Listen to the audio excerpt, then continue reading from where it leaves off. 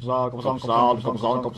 YouTube, Coppersan here, and welcome to the final episode of Zero to Hero Season 2. We started this nightlord end of July during the Destiny update on a completely empty account. Starting fresh, we leveled up this burning character all the way to level 231 and worked on a ton of link skills along the way. Our goal was to get strong enough to be able to defeat Lotus comfortably without getting any help from others along the way. So today we're doing it. Today we're finally defeating Lotus, and for my final preparations I wanted to get still stronger with both my main stats, boss damage, and ignore defense. Last time we had 13.1k stats and we were still pretty low on IED and boss damage. So I first continued working on my link skill characters, getting Luminous, Demon Slayer and Demon Avenger all to level 120. All these characters have link skills that go up to level 3, so I can recommend getting them to level 210 at one point, but to save time I just did the bare minimum, getting them to level 120. Luminous's link skill increases ignore defense by 15% at level 2, Demon Slayer's link skill increases boss damage by 15% at level 2, and Demon Avenger's link skill increases damage by 10% at level 2.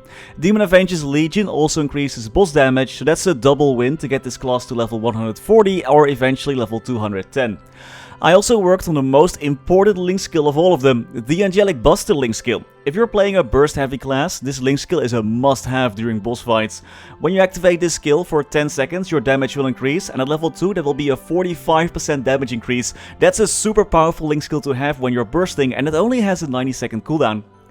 If you're also building your Legion or link skills, I also recommend to get the Phantom link skill. I actually didn't get that one and I kinda regret it, because the additional crit rate would have helped leveling up my other link skill characters quite a bit. Also, don't forget to transfer your level 30 guide menu reward title to your other characters. If the stats on that item haven't expired yet, it helps a lot leveling those mules. So next up we wanted to increase our stats a little bit. We still have a bit of a stat issue.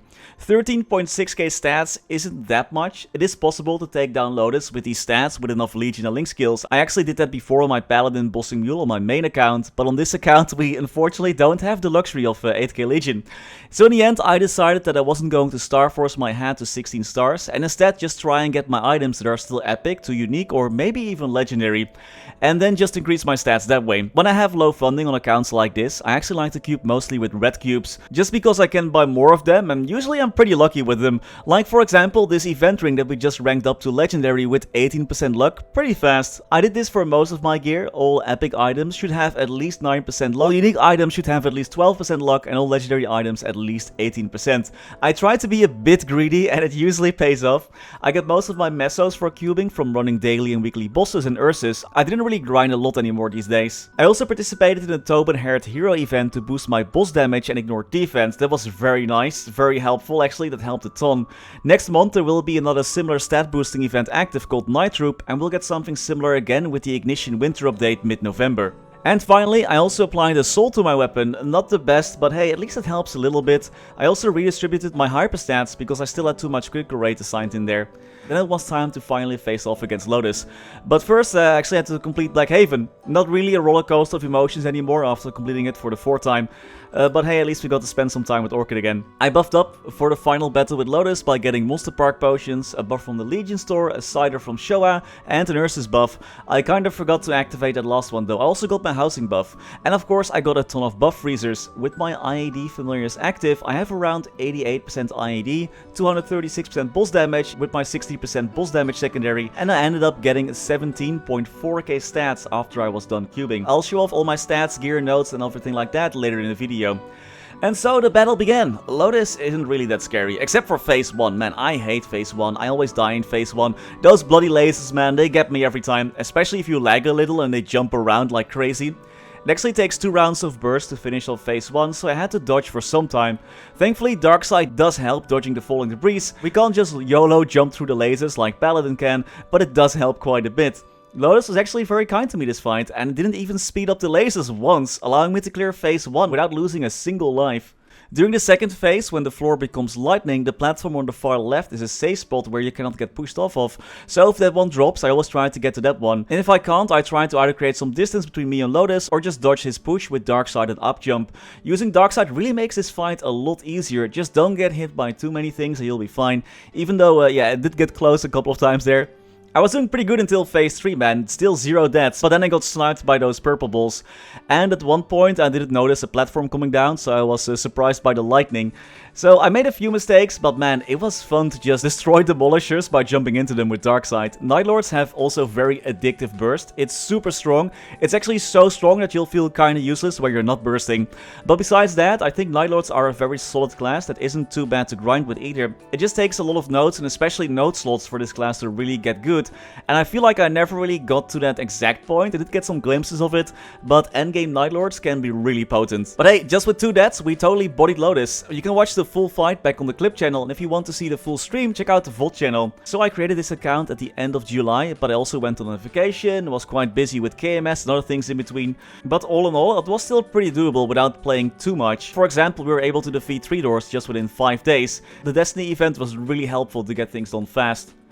So to finish things off, before this account goes back to collecting dust, here are my final link skills. I got 8 in total. Should have gotten the Phantom link skill and probably Beast Tamer as well, but we managed to get the job done without them. I have 1.3k Legion and never ranked up my Legion once. This way I could save my coins from Mesos and EXP buffs from the Legion store. I had 2 familiars, both were giving me 15% ignored defense, and my nodes are an absolute mess.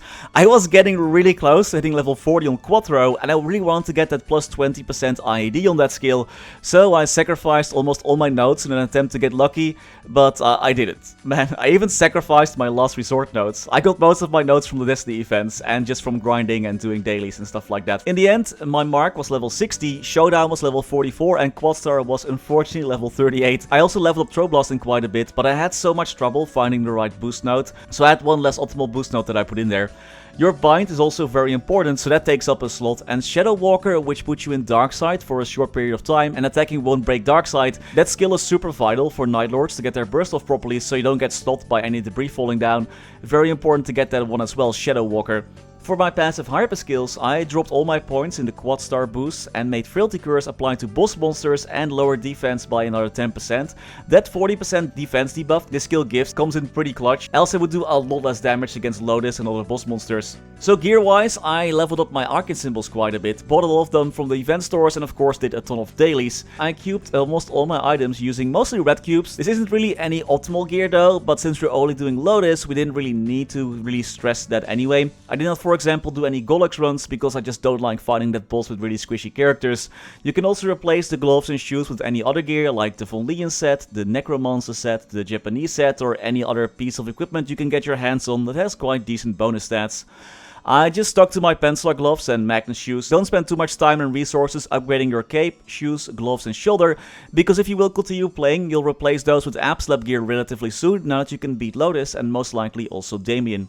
One tip that I can give everyone though is don't tunnel vision on the one item. I noticed I was spending a lot of cubes trying to get like really good lines on my secondaries, while half of my items were still epic. Sometimes you just gotta settle with what you have and just focus on getting other things done first. So wrapping things up, the thing that surprised me the most about this class was that grinding wasn't actually all that bad. Darkside is super OP, Nightlords have very satisfying burst, but do require a lot of nodes and especially node slots to feel really OP. And of course you can also try to get one of those Roar 4 or Roar 3 rings from Oz to boost your damage by a lot more. Not necessary for Lotus if you just have enough stats, but definitely very nice. I did enjoy my time on this class, but I do realize that I prefer to just face tank attacks instead of actively dodging things. And yeah, that was all for this series. I hope you all enjoyed, that it was easy to follow and that it helps you reaching this point in the game as well. Zero to Hero will continue with Season 3 in November with the Ignition update, so stay tuned for that one. And that was all for today. As always, many thanks to our members making these videos possible. Thanks to Niels de Coninck, Raar maar waar, Sebastian, Hanoy, Ryalias, Terry Kim, Vareese, Mora, Wiley, Historycanon, BackSpaceOTI, Saffronyx, Ziggy Deer, Flidiot, Knifesu, Cloudfix, Gusus Rodriguez, Digby, Vira, Trevor, Michael Machaka, Ratius, Justin Vale, Silvio Nato, Afterlord_MS, Striker Elk, Tidal 1 Pun, Radical Jaws, Riser Aru, Surtito 655, Mathias Simonsson, PC Game Life, The Passenger, Martin Panzik, Conrad Crystallis, Ace Light, Mr. Anarch, Ben Wolf, Max Bernhardt, Muka 1017, BNB King, Scotty Flies Fast, Priscilla, Brennan Cam, Vague Botnet, Fecko, Victor Sundstrom, ceemak, Only, Rashid Alarmudi, Gerlando Balavia, Gianfranco Calderon Canavero, Lucky Beats, Matinho Dev, Gummy Bullet and Lord Vazil. Thank you all so much for watching. Stay safe and happy mapling!